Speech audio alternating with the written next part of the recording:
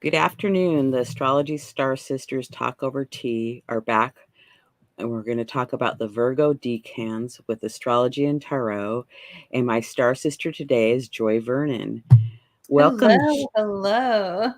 I'm so glad to have you back. How you doing? Yeah, excited to be here. I'm doing very well and looking forward to this. Okay, so we're going to start talking about Virgo and the Virgo Decans. So, to get a hold of Joy, her website's joyvernon.com, and my website is alightpath.com, and we always love to hear from you. And I took a picture of the hydrangea at my mother's house. It kind of reminded me of Virgo season. It's beautiful. Thank you. So, Virgo is a mutable sign, it's adaptable and flexible. It's about communication and shape shifting. The ruling planet is Mercury.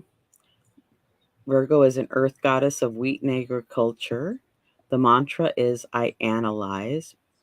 Virgo's logical, practical, analytical, mediator, focused, organized, detail oriented, problem solver, natural healer, and curious. And the caution is overly perfectionist, critical, and picky. Do you have anything you'd like to add about Virgo? Yeah, I guess I think a lot of times I think of Virgo as slow, steady progress.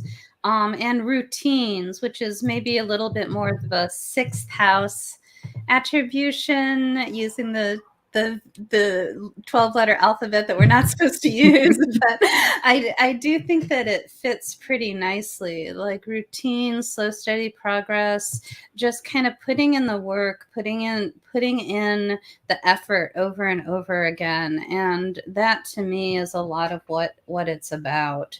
And I think that comes up in some of the tarot cards that we're going to be looking at later on. Thank you. Okay, today we're talking about the decans and sometimes referred to the decanates. They originated in Egypt and align with the fixed stars. The Chaldeans developed the 12 sign zodiac, dividing the 12 astrological signs into 3 equal parts. And there's the Chaldean rulership follows the order of the visible planets by speed. So, starting with Saturn, Jupiter, Mars, Sun, Venus, Mercury, and the Moon. Did you want to add anything? No, I think we've covered this each time, and I think that this is the basic stuff that people need to go forward with it. Okay, would you like to start? Sure, absolutely. So, our major arcana card for Virgo is the Hermit. And this is the Robin Wood Tarot. And the Hermit, that that Virgo energy of the slowness, of the steadiness. I think a lot of that goes along with our hermit, who hermit actually comes from a word that means desert dweller. And so it's somebody that retreats from society in order to follow a spiritual path. And the idea of that long, slow journey towards a destination without necessarily ever even being able to achieve it. I think a lot of that plays into this card, but also resonates deeply with the Virgo energy. Thank you for that insight. That's appreciated. Okay.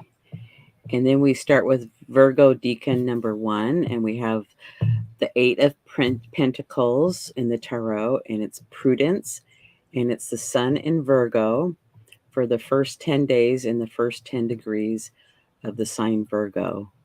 What would you like to say about this card? Well, and I kind of like to break it down into 3 parts where we just look at the image to start with, and then looking at the astrology by itself and then kind of combining them. And so the first thing that we do without even thinking of astrology is we just look at this image and what do we see? Which this is one of my all-time favorite Eight of Pentacles. This young boy who is working hard, carving his pentacles. He's got all the tools of his trade around in little curls of wood files. He's got the 6 pentacles above his head that he's already finished, and in the illustration is so detailed. Another thing that I love about Robin Wood's artwork, and you can really see how the child is chiseling out the part of the wooden disc to leave that raised pentacle. And just the idea of taking away is such a creative idea, taking away in order to create. And the other thing that I love about this card is that window behind him. The shutter is half closed, but you can still get a glimpse of a beautiful day and a brilliant landscape. And it just seems like, what kid wants to be indoors working? Because this does not look like play. This looks like work. He's practicing something. He's doing something over and over again. What kid wants to be indoors on a day like that? And yet here he is. And so just looking at that idea of the repetitive work that he's doing, the dedication that he has to his craft, and some of the where he's focusing his energy is also clear in the card. And I'm going to hand it off to you to talk about the idea of Virgo, and then we can kind of put it and specifically our decan of Sun in Virgo, and then we can put it together kind of conversationally, I think. Well, here it reminds me of him perfecting his craft or perfecting his skill. It's like maybe to make it just a little bit better, he has to practice some more. And that dedication, it's like there's this dedication that goes along with that. So I think that's good. Are you ready to go on to the astrology, or you had something more to say? No, let's go on to the astrology. Okay, so here's a chart for August 22nd at 7:56 a.m. Pacific Daylight Time for Seattle, Washington. The sun has ingressed into the sign of Virgo, and the sun is making some it's very active with the other planets in the chart, making what we call aspects. So with the dark blue line, we have a grand trine with the sun is trining Ceres and Pholus and Hygeia. So a trine is, they're 120 degrees apart, and it's a flowing, working together energy. Would you like to say anything about the trine?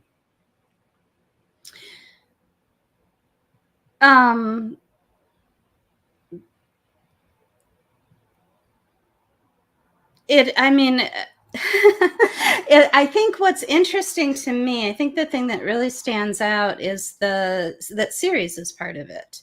And Ceres is an aspect of the Virgo archetype. The Virgo Virgin holds grain in her arms, and that's what Ceres is the ruler of. And just the idea of Hygeia and healing, I think those things work really nicely together. And just interesting how the sun enters Virgo and trines Ceres. So yeah, I like it.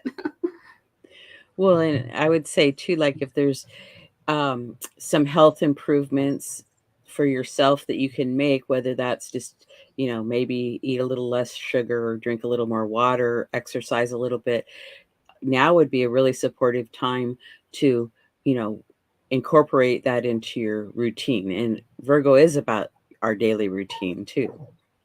Yeah, absolutely. I 100% agree. And yeah, with the health concept and series, eating better, eating plant-based, or emphasizing more plants, I think a lot of that comes into play, and it is a really nice kickoff point here for implementing things like that.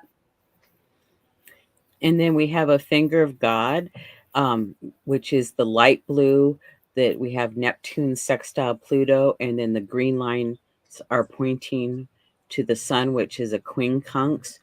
So there's this energy between Neptune, our dreams, and Pluto, the underworld, or what's laying below the surface, pointing and putting pressure on that sun. So, kind of that reinforces, our health, our daily routines, what are they working well? Maybe it's time for a review of maybe reorganizing how that all works. Yeah, and this feels really powerful to me. I mean, Pluto and Neptune, um, they're both right on their cusps of Pluto backing into Capricorn, whereas Neptune is slowly and what's the word, exonerably what is that, like, so slow, like slowly moving towards Aries. And we've got that kind of verge of some kind of new energy that is coming along, and with Pluto's transformation and Neptune's imagination and spiritual depth, it can be very powerful, but Neptune's confusion and cloudiness can also veil the ultimate transformation that might be coming about. I think one of the things that this makes me think of is,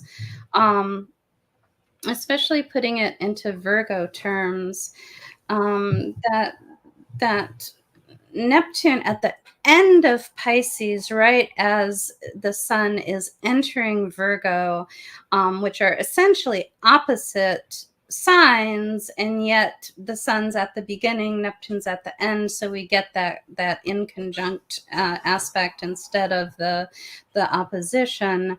I think a lot of times it's very hard to truly imagine what a transformation can be like. And so sometimes the only recourse we have is through that Virgoan dedication to slow, steady progress. And we might be blind, lost, or clouded, or even fully asleep to the potential of what we can achieve. But they say the gods help those who help themselves. Just making an effort towards something, doing something on a regular basis, even if it's small, the smallest thing, that's a Virgo detail, the smallest thing can lead towards this enormous transformation.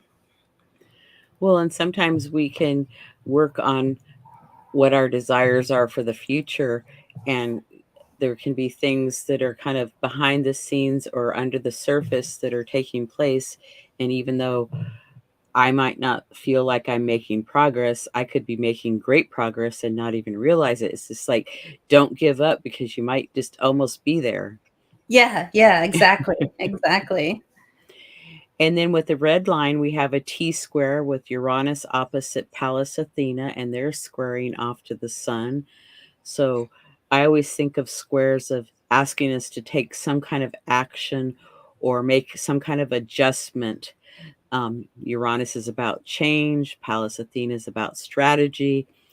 And, the sun, yes, it's about ego, but it's like lighting up what our daily routine is. What kind of work are we doing? Are we preparing for retirement? Are we preparing, like, how could I upgrade what I do, or do I want to do something brand new? Do you have something to add? Yeah, well, yeah. Awesome. Yeah, and as I'm looking at this, and of course more thoughts just flow in the more I look at this. And for this ingress chart, using the quadrant style houses that we're using, we've got that sun in the 12th house. And I think that's always such a fascinating placement, just in terms of being I like thinking of the 12th house as exile. And there's our hermit card that is so alone. It has walked away from those other things. And to put this into that context with that innovative Uranus and our wisdom of Pallas Athena, it feels like well, the thing that I most think of, I was like, wisdom opposite to technology. Did you have that power? We had a power outage here where I am on Sunday. Did you have that where you are? It just blinked off for like 10 seconds and came right back on, and then my modem had to reboot and everything, but it wasn't out very long. They said it went out at 4:30 and it didn't come back on for us, and it didn't come back on till 10 o'clock. It was just a few minutes before 10 p.m. when it came back on. So we had about 5.5 hours of no power. And that's what I think of with this. It was so wonderful. We had trouble figuring out what to do. We're like, do you want to play a game? It's like, no, I don't want to get off the couch to go get the game. Do you want to play Scrabble? Sure, we could play Scrabble. I don't want to have to clear off the kitchen table so we can, so it started off like that. And so we ended up devolving into just playing 20 questions because we didn't have to get off the couch to do it. But then we had so much fun doing that. And as the dusk fell, we started lighting candles and really went on to read out loud to each other and discuss what we were reading. And it really turned into this amazing evening that was so much more relaxing than the relaxing, Netflix streaming that we normally do. And really, I do think opened up more wisdom and more of a sense of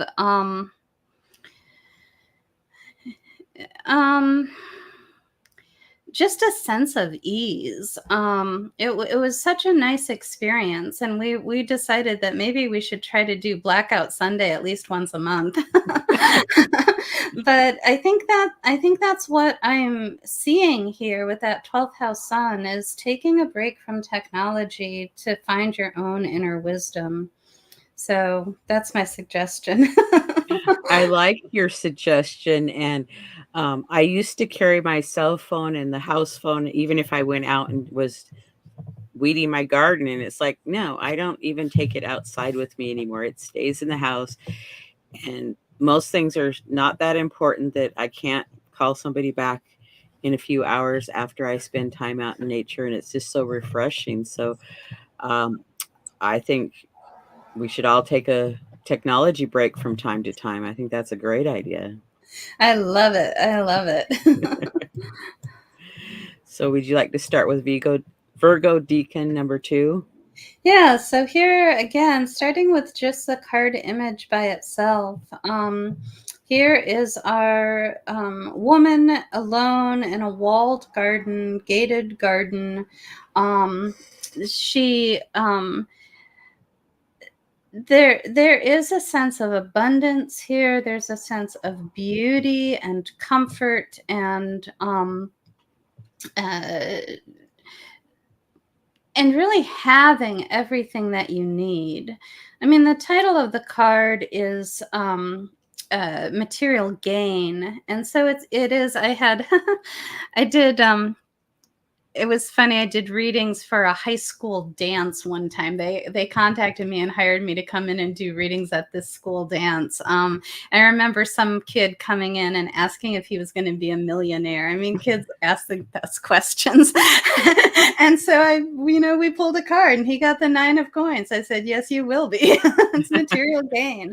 I mean, that's the card that you want for that. So, but to me, it's so many people's favorite cards, and the thing about it is it shows a woman alone, and we have that hermit idea of being alone. But so many, when people ask relationship questions and they get the 9 of Pentacles, it's just like, you're gonna love being alone right now. This is your time to really get to know you and do the things that are important to you. This is your time to be alone and really thrive in it. So I do. I love this card, and like I said, most of the women I know just really want to dwell in that space. Yes, and we have a guest on here that says hello and thanks for dropping an astrological live. And the question that they have is Venus in fallen Virgo? And yes, it is. Yes. Yeah. And thanks for pointing that out. I never think of it that way, to be honest. I mean, I love, obviously, Virgo and Pisces. I have that in my natal chart, so the exaltation, I think, just like shines happy light on all Virgo placements. But yeah, definitely Venus is in fallen Virgo, and I mean, I think that we can think of Venus as, I don't know, the garden image. I love the garden image for this 9 of Pentacles. And gardens are very Virgoan, without a doubt, but they're very Venus as well. And I think it's more of an alternation that you have to be Virgo in order to later get the Venusian pleasure out of it. And although I would still argue that most gardeners really value their gardening time. I wish that I could be a gardener, but I am not that. There's something wrong with my personality type. And I've never really been very good at plants or anything like that. But I think a lot of gardeners do find a great deal of pleasure in their routines of gardening. So that's not feeling quite the fall that it's supposed to be, but at the same time, I think it's more of alternating work with pleasure and experiencing and valuing the result of the work that you've done. And this woman is clearly in that state, whereas the 8 of Pentacles was doing the work. This woman is definitely valuing her experience of the work. I get this card a lot for people that are doing remodeling or redecorating of a home, and that's some of the Venus energy that comes out with this, that again is a kind of Virgoan. And during the remodel, you're not going to feel very Venus, but after the end of it, you will definitely feel it. Well, and usually you have to have some kind of plan or, decide of, what colors you're going to do and what kind of materials you're going to use and how it's all going to go together to do a remodel. So I like that. And she's holding maybe a falcon or a hawk on her arm, and she looks comfortable, and the bird looks comfortable, and she's dressed nicely. So she has accomplished things, to have a beautiful garden and to have nice clothes. And our viewer pointed out that Virgo is also about small animals too. So, Yeah, sixth house connotation. Yeah, nice, good. so do you have anything more to say on the card, or are we ready to go to the astrology part? I think we're ready to move forward. Okay, Venus, and I use the chart for September 3rd at 4:45 p.m. Seattle, Washington, Pacific Daylight Time. Venus is conjunct the South Node and Juno, circled in the purpley color there, kind of at the top of the screen and a little bit to the right. So Venus with the South Node, maybe reviewing things that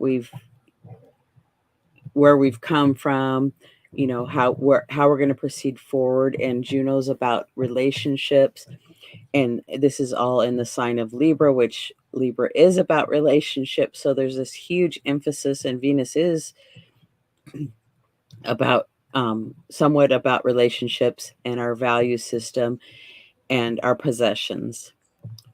Would you like to say something about that? Yeah, it's interesting. It's always fascinating to me when we pull up a few transits for during that second decan period, and all of a sudden they're matching our card so nicely. I mean, in this, the South Node is leaving behind, Libra relationships, and and the North Node is driving us towards independence, and so just our very card itself, which I frequently use to with that interpretation of choosing to be alone, choosing your independence. So that's kind of cool.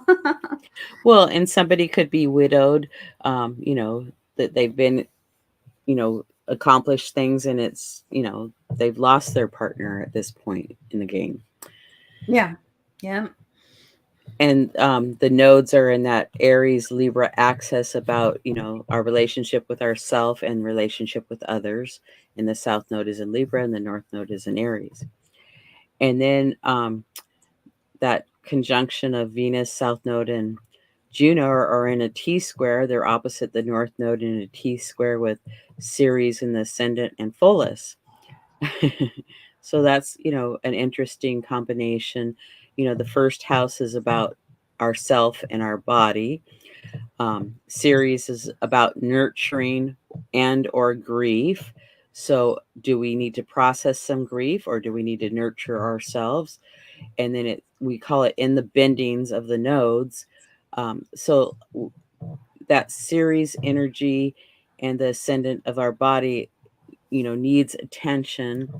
And then the release point or the opposite point would be in Cancer, but we don't, we have the descendant there, but there's not an actual point there to work on that. But it's like some adjusting to move forward, because I always think of planets in the bendings, that it's necessary to work on it some way, whether it's to release something for the past to move forward, or to work on something in the future and release the past. It can go either way. Do you have anything to say about that? No, I'm just listening. That's really interesting. And then do you want to talk about the Venus quincunx? No, I'll leave that one for you too. I don't use the asteroids as much as you do, so I don't necessarily have as much to say about them. Well, what I would say is Venus rules sugar, and it's quincunx Hygeia. So maybe watch your sugar intake, or try to, tone it down a little bit, reduce it a little bit for There better you health. go. Yeah. Well, and it's ruling the sign of Hygeia, and so Yeah, I can see how those two would really be playing together right now. I wonder if you can explain to your doctor. It's like, sorry, my A1C is high, but you don't know what Venus and IG are doing right now.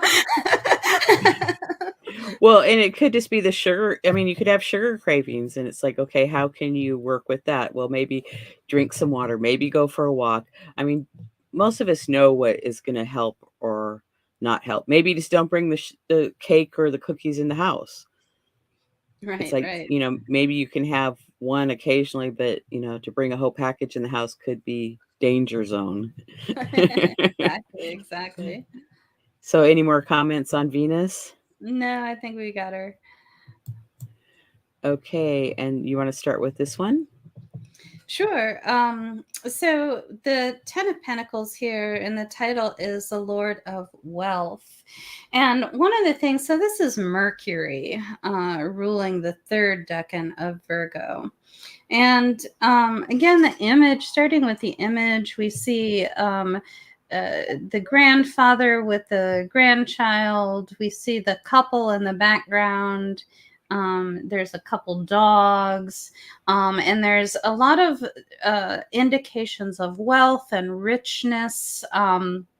It seems like they're very well dressed, sumptuous garments and cloth. And it seems like a large manor house, or something mansion, something impressive that then looks out over this town.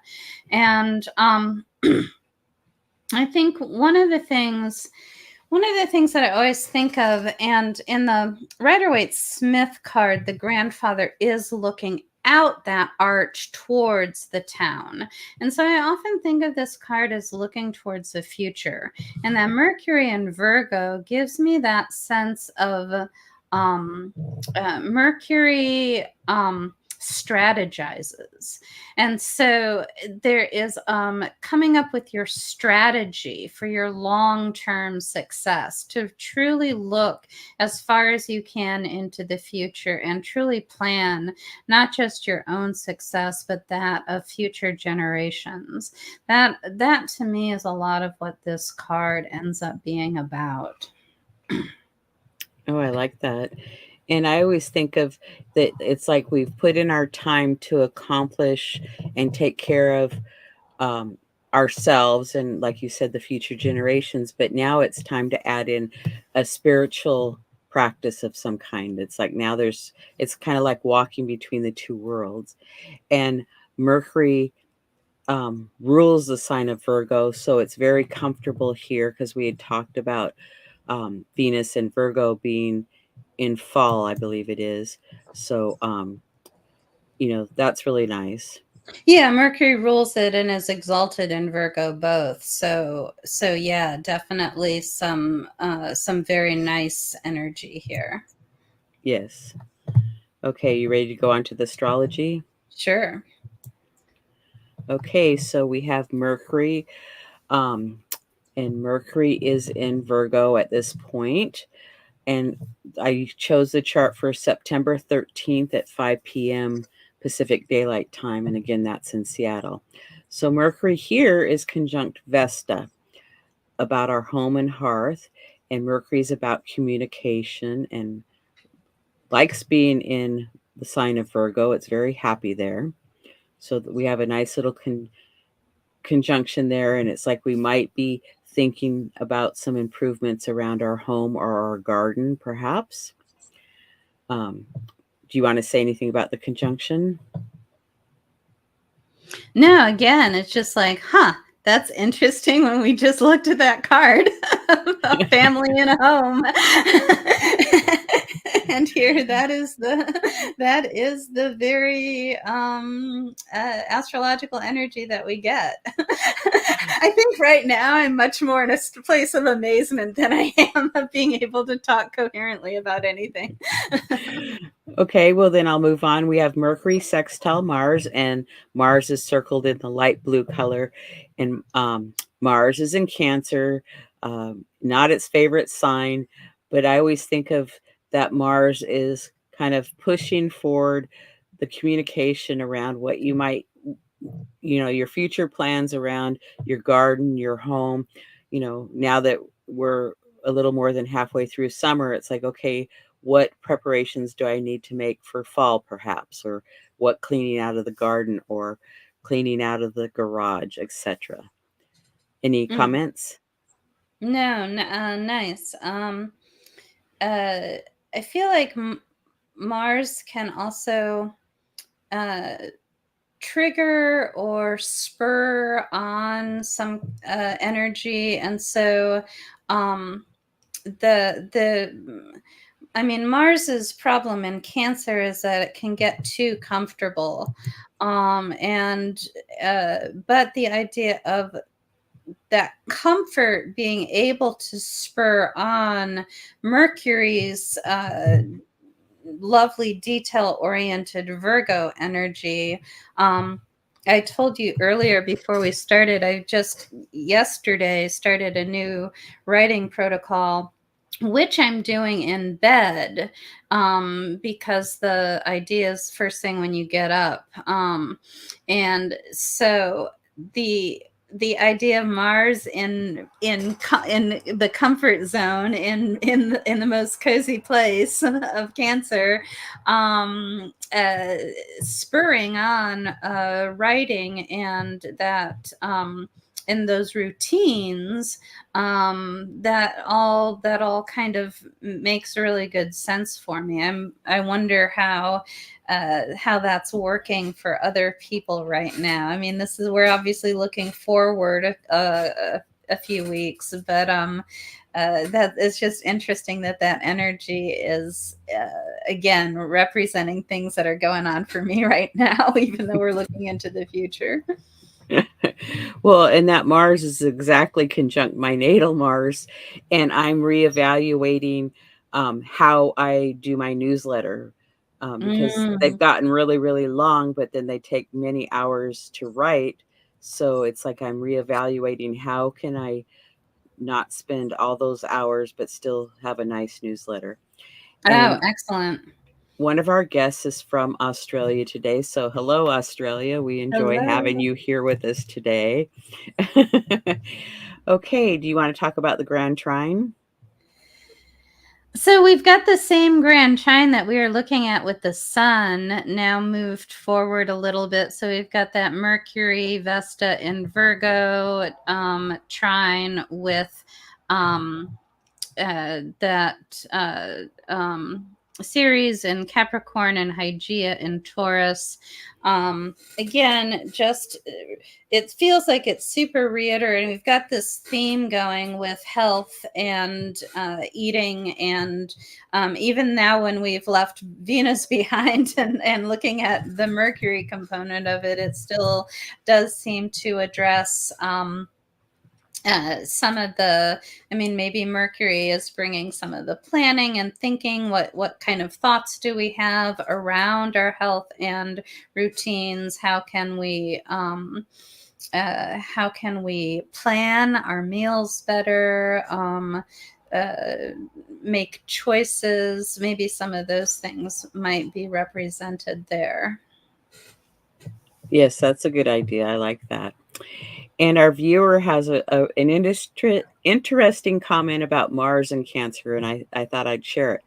Mars in Cancer is like an aggravating wasp while mowing the lawn and or watering plants. And it's thank you. I appreciate that comment. It's like I like that. Yes. Okay. And so then we'll move on to Mercury is quincunx the North Node. So you know, again, talking about moving forward, because that North Node is about moving forward, but their quincunx are 150 degrees apart from each other. So um, there's like some adjustments that need to happen or take place. So I find that very interesting that there's this adjustment phase taking place. Um, so it just kind of adds to the story, and to move forward. So, probably little health adjustments now are going to have great results in the future, bigger than we could think of. Do you have a comment about that? Okay, then the next one is we have a Thor's hammer with the ascendant and the moon. Let's see. They are square. I wrote the wrong thing. They are square to Chiron and Eris, and they are both sesquiquadrate to Mercury. So our body and how our emotions on that ascendant in Capricorn. So we could be hard on ourselves or strict or make a new plan. And I'm going to stick to this routine. Like you said, you made a new writing plan. And then square to that Chiron and Eris. And Chiron is about a teacher and a healer, but also about the wounds that we have. And Eris is about discord and wanting equality for females on a certain level. So we might be hearing in the news about some female health issues, perhaps, or a lot about the females going on. Do you have anything you want to share with that? Well, I have to say I haven't even heard of the Thor's hammer aspect configuration before, so I'm like, oh, that's cool. That's very neat.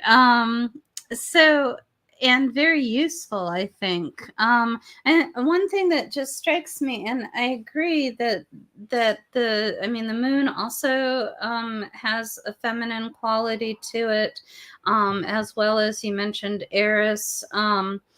And yet Thor's hammer is such a very masculine energy. And so it seems like, and Mercury, of course, is blended. So it seems like some of this is an integration of some of those opposite energies. And maybe, I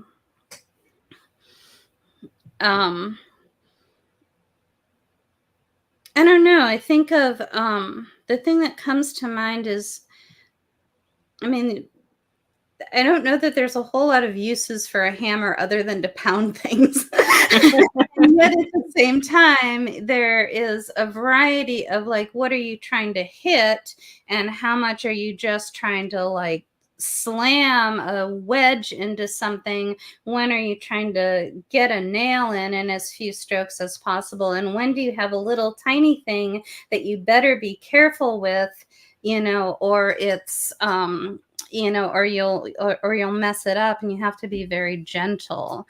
And so trying to kind of nuance this kind of intellectual Mercury, emotional moon, healing Chiron, how to nuance our intellectual, emotional integration and healing. Well, and since the moon does rule our emotions and Chiron could be our wound and Mercury's about writing it down, it's like to work through some of it, possibly writing about it would be very helpful. And Yeah. if you need more help, you can always, seek the guidance of a counselor or some kind of a consultant. Wow, Or there's a an lot going on. astrologer or tarot reader. Yeah, there you go. There's a lot going on with the Virgo season. At first I was thinking, oh, it's kind of light. There's not a whole lot going on. But then when it's like all came together, it's like there's a lot going on. Yeah, absolutely. And would you like to talk about the court card, please? Sure. So our Virgo court card is the Knight of Pentacles. And this one for sure, any of those Virgo cards that we've talked about today, I will bring out that slow, steady progress, meaning mostly for the Knight of Pentacles, though, and the Eight of Pentacles.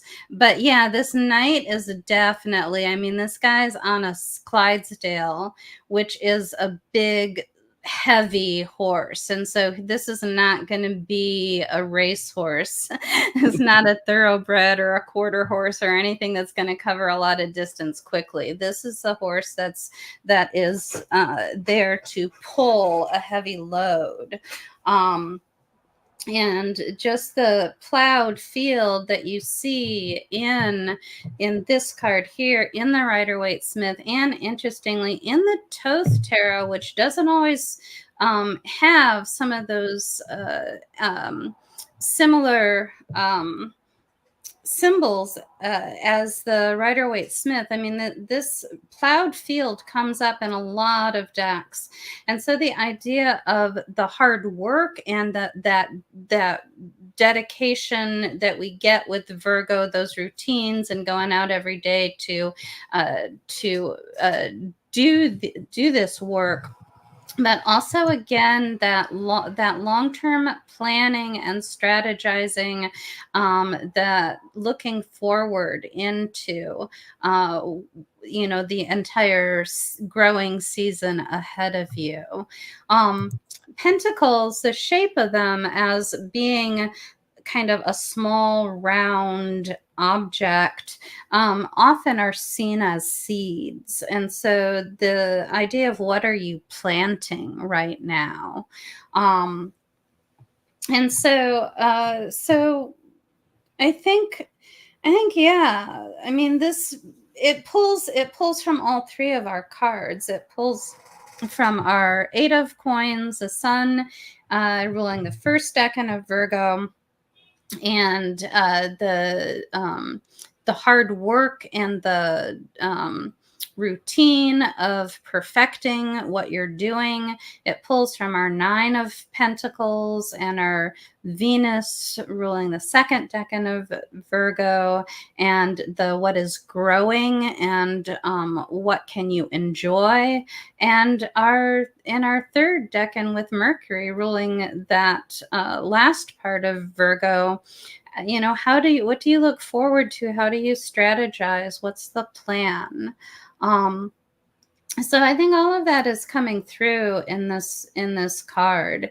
And I guess one other thing that I'll say is that a lot of times, again, when you're doing a tarot reading, a lot of times, again, relationship questions tend to be the ones that come up so much. The nights are not, depending on the age of the person, the nights are not always ideal as a potential romantic partner, because they're a little bit more flighty and not quite as ready for commitment.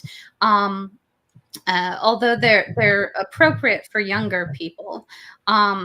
But that Knight of Pentacles, I do think, really consistently will come up to represent somebody that is definitely making the changes and definitely moving forward towards that ultimate goal of the Queen and King level of Pentacles. And this is somebody that's willing to make the commitment. And so those are probably my main thoughts about this card. Yes, it's like slow and steady you get there. And our viewer has commented that it's good for long-term investments and teaching young children in common sense. So I have a quote here. Let us dance in the sun, wearing wildflowers in our hair, and let us huddle together as darkness takes over. We are at home amidst the birds and the trees, for we are children of nature. Susan Schultz. Come back and enjoy more episodes with the Astrology Star Sisters Talk over tea. We always love having you. And upcoming podcasts that I'm doing, I do 3 episodes with Justin Elsie. We do the full moon forecast each month, the astrology forecast for each month, and we're doing a Chiron asteroid series, and part 2 will be next in a week or so. And then Joy will be back next month with me with the Astrology Star Sisters to talk about the Libra Decans. And then Sue Minahan is talking with me about the dwarf planets. And Madam Simon will be back to talk with me about Uranus retrograde and Pluto into Capricorn. And Marcia Bouchard will be on with You're a Cup Full of Stars. And then I will be on Talk Cosmos on September 1st. And you can watch it on my YouTube channel live at 1 p.m. Pacific time, or come back and watch it at a later time, and talking about the Virgo new moon. And then Joy and I are both do consultations. We both have newsletters, and we both have YouTube channels. So sign up and enjoy. And information of where to sign up is here on this slide. So you could always stop the video and take a look. So Joy, are you have any classes coming up or any projects going on? Yeah, I'm going to be in Denver from August 31st for a little more than a week, but I'll be teaching a class live in Denver, a full day workshop on August 31st, and I'm going to be available for readings in Denver as well. So if you are local to Denver and would like to do in person with me, now's your chance. And also I will I always want to point people towards my meetup group, because I've got usually some pretty interesting topics going there. And we do have a topic coming up for September with Mercury in the third decan of Virgo. So that should be pretty interesting. So if you're interested in this kind of stuff, please go over to the Greater Seattle Tarot Meetup and take a look at what's coming up. Thank you. And again, to get a hold of Joy, her website's joyvernon.com. And my website is alightpath.com. And thanks to all that showed up to watch live and those that are going to watch later. Please consider subscribing, leaving a like, and leaving a comment. And we appreciate your support.